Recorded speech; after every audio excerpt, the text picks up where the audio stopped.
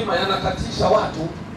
Sasa kwa kuwa ni idara yako, mimi najua utasema neno hapa kwa Watanzania ili angalau wapate ile faraja ya kuvutiwa kwenda kuchukua bima.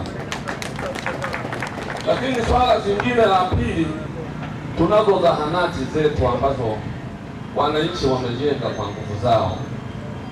Ukianzia Maumelu, Ziwani, kijiji cha Ililika, Busolwa, ziko kwenye hatua ya mwisho. Kwa mfano kama ile ya Busolwa inahitaji vitu vidogo vidogo tu ili wananchi angalau wagawanyike, wengine wabaki kule, wengine waje huku. Hapa tumebanana, tuko watu wengi. Kwa hiyo Mheshimiwa Waziri, ili swala la zahanati zetu ambazo ziko vijijini kule, hebu liangalie kwa jicho fulani ambalo litawasaidia hawa watu ili wapate huduma haraka. Jambo jingine, kuna jambo moja ambalo ni kero pia kwa Wananyarugusu.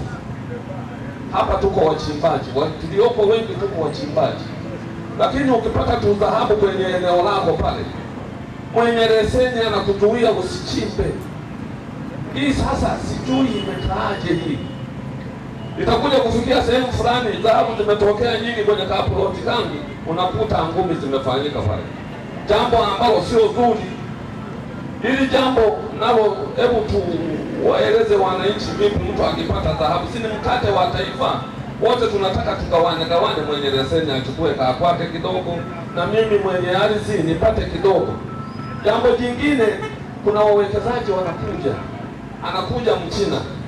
Sasa wakati bado mimi naendelea kujadiliana naye kwamba nilipe kiasi gani, wanakuja wale watu wa kutathmini wale, anakuja kutathmini tu hela tudogo, tofauti na zile ambazo mimi nilikuwa nategemea nipate pale. Kwanza ananihamisha kwenye makazi ambayo nilikuwa nimeshajiwekea kwamba hapa sasa ndio kufa kwangu, ananihamisha.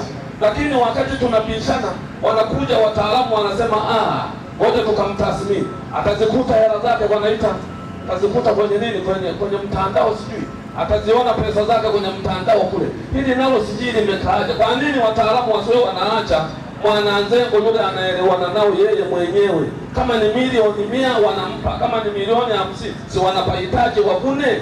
Kwa nini wamhamishe kwa njia ya kutathminiwa, apewe tu change?